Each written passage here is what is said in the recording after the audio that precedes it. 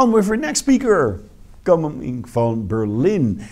Last year, or is it last year? 2 years ago, we already had a trade mission going to Berlin. And one of the people that we spoke there was also one of the leading startups, one of the leading blockchain startups from Berlin, and I can say from Germany. Ingo Ru from Kilt. Hi. Very welcome to the Dutch Blockchain Week. Yeah, thanks for having me. You're calling from Berlin, right? Yes. So can you shortly tell the audience a little bit about your blockchain journey? How did it start? Oh, how it started? Actually, it started almost with Kilt. So of course, I was a little bit into Ethereum and all that a couple of years before that. Yeah, basically in 2018, we decided to set up this company and build something really useful on blockchain, connecting industry and connecting governments and connecting the blockchain world a little bit.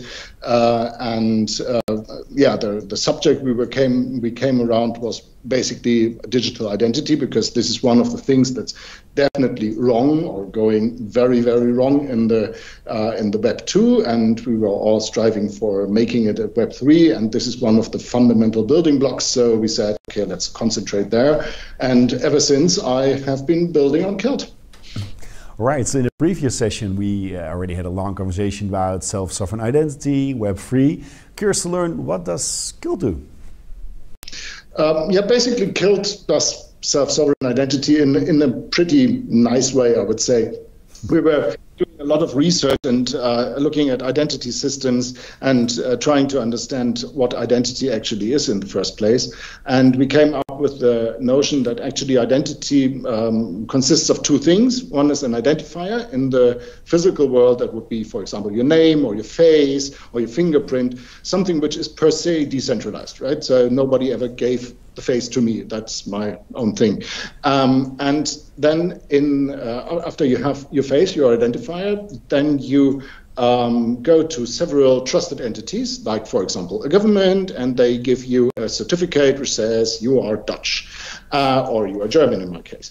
And this certificate bears a picture of your face, right? It just connects the identifier with the certificate. And it is also somehow a special certificate so that you can see, okay, it is actually issued by this trusted entity. And then with this certificate, I can go and travel to other countries, and they normally let me in because I'm from Europe. And but this is not only government, right? There's also universities, for example, which are trusted entities, and they issue things like you have studied computer science successfully, and then they put your name on it, for example. And when I enter this building in the morning, there might be a person which wants to see some kind of a plastic card so that I can enter the building. And this certificate was issued by a commercial entity, obviously. So there's many, many trusted entities in there and many, many use cases. And this certificate thing, this is actually, it has been working for 500 years and was great because there were many decentralized trusted entities in one place. The other thing is that I actually own those certificates, right? They give them to me and I carry them around in my pocket. So I control whenever I want to show this certificate to some verifier, right? So it's totally my decision when to show it, for which purpose to show it, and so on. And the biggest thing around it is actually that the issuer of the certificate is not part of the transaction. So when I take my passport and use it to enter a bar, for example, the country Germany will never find out that I went into this bar because they were not part of the transaction.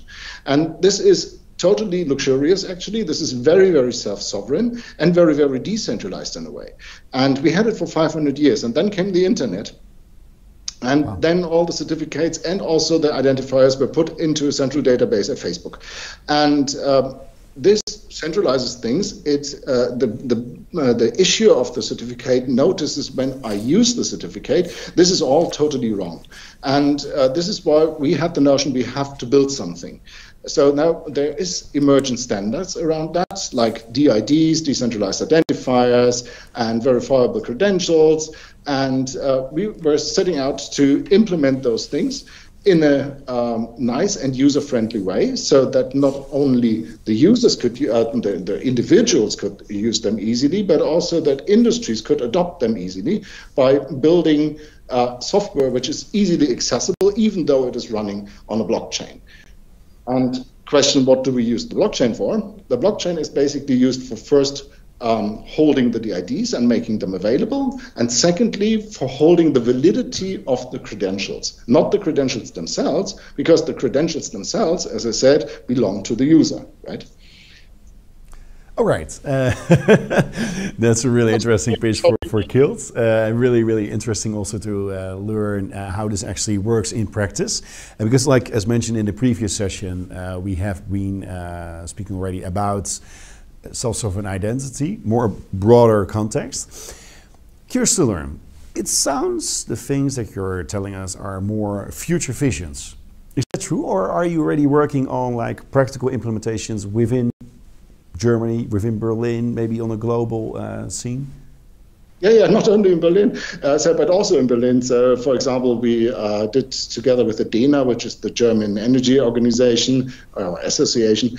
We just came out of a project which is now finished, which puts DIDs and verifiable credentials on smart meters in the energy world. We're talking with other governments around the world, for example, for carbon certificates for companies. I think there's a lot of things, but also, of course, in the blockchain scene or in the wider IT scene. When you look at gaming, for example, there's a lot of need for verifiable credentials. Think of having your own identity inside a game, but also being able to, I don't know, heal people, which is probably also a certificate. So also it's in this world, there's a lot of things coming up. DeFi world is a very big thing for the next year. I would say this is more future. The other things are happening right now. Interesting. So it goes so much further than just a digital identity for a person. This is also, you're also working with all kinds of industries for these certificates, putting them on the blockchain and trading globally. Yeah, when you look at how many devices we have compared to how many people we have on the world, it's totally natural that 90% of the use cases are in machine identity and only 10% in person identity. Because machines also need identity, because machines also have rights, they have abilities, they have certain things that they can do, they have standards they comply to, and all those things are issued as credentials and then stored with the machines so that the machines can talk to other machines and show their credentials. This is the 90% use case, I would say. Of course, the driver's license is always easy to explain because everyone has one. But the real use cases, most of the use cases, basically are around machines, I would say. Wow. Now, this was very interesting to learn from Kilt. Also curious to learn from your side from the Berlin blockchain ecosystem. We just learned from Crypto Valley what's going on there. Really curious to learn what is going on in Berlin. What kind of key activities is the ecosystem participating in? Yeah, I think the Berlin ecosystem differs from the Swiss ecosystem a lot, actually, because Berlin was always the developer hub, right? So significant parts of Ethereum were implemented here. Also, Polkadot was implemented here. Ocean Protocol was implemented here. Other protocol, by the way, was implemented here, most of the foundations then were actually made in Zug because the regulatory environment was by the time a little bit more smooth over there, obviously. But the core developers of the things, when you look at Parity, for example, this is a typical Berlin company, I would say. I think it's the biggest crypto company in the city. Where the people sit which really make the groundwork, actually, not the applications normally, but the groundwork for the blockchains getting run. This is normally, or not normally, but this is a lot happening in Berlin, while a lot of the business which is made on top of that is basically very often made in Switzerland. This is not because the Berliners are so much more intelligent. This is because in Switzerland, they just had a little bit of an easier regulation, especially for foundations. And this is why many companies or foundations then moved over to Switzerland at some point, I would say. How is the regulatory landscape right now in Germany? Are you also in conversation with the regulators? Are they making steps there, or is it still really in a immature phase? No, I think it's I think it's totally on the plate for a couple of years now. A lot has been done. A lot has happened. I'm not totally happy with everything that has happened, but the regulation is getting a little bit more. I think there's nice initiatives around here. We have the Bundesblock, which is the German Association for Blockchains, doing quite good work with a lot of very intelligent people talking to the policymakers for years and years and years. I think we have made a lot of advance, and so I've been working in this company for 4 years now, and in the beginning it was totally unclear, basically, in which environment we live, and now it's getting much better, I would say. So from Crypto Valley, you already mentioned them. We saw Ethereum, we saw Polkadot. I mean, so many famous names coming from the Valley, Crypto Valley. Are there any well-known names that are coming from Berlin? Yeah, Ethereum, Polkadot. It depends on what you look at. When you look at the foundation, this is in Switzerland. When you look at the developers, they are in Berlin. This is what I wanted to say. It's more developer-focused here, and it's more business-focused there. So it's basically the ecosystem also is very close together. So, for example, for Kilt or CFO is in Zug, right? But the development department is in Berlin, and I think that represents actually very much how we work. Interesting stuff. Meanwhile, I'm checking the comments from the audience, if there's any questions for you. But I don't see anything popping in. Curious to learn for the upcoming year, what's going on with the blockchain ecosystem in Berlin, with Kilt, with you? Can you repeat what's coming up, you mean? Now, for the upcoming year, really curious to learn what will happen in the Berlin ecosystem with Kilt. Yeah, so I'm not really sure what's about everything that's happening in the Berlin ecosystem. I think there's a lot. So I can only speak for my little project.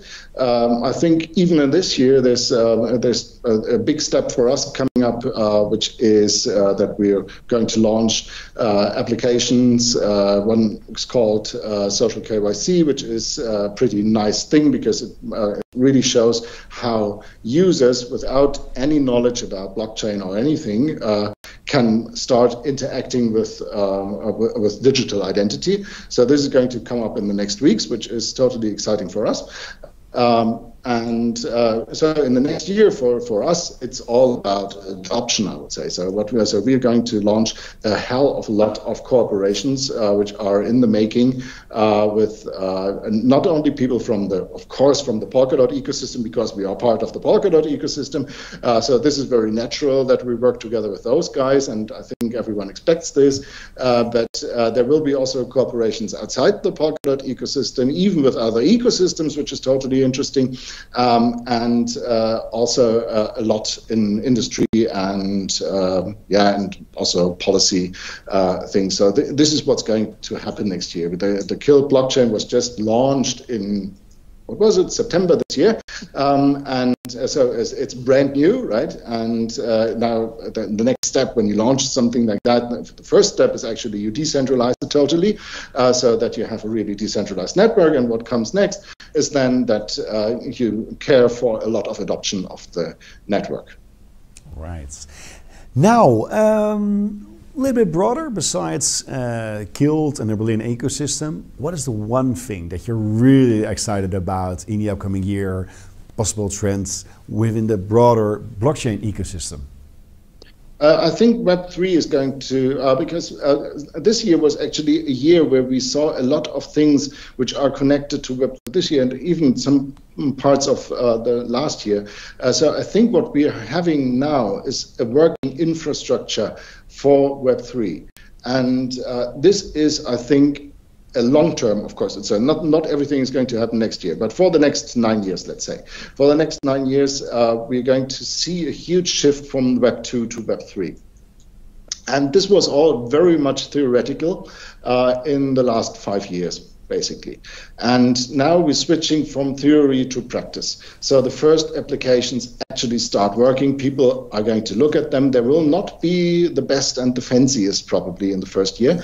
But I think it is very, very important. In the next 2-3 years, we will see some of the future killer apps of the Web3 coming up, and there will be very much more democratized than the Web2 was. It will be completely different players.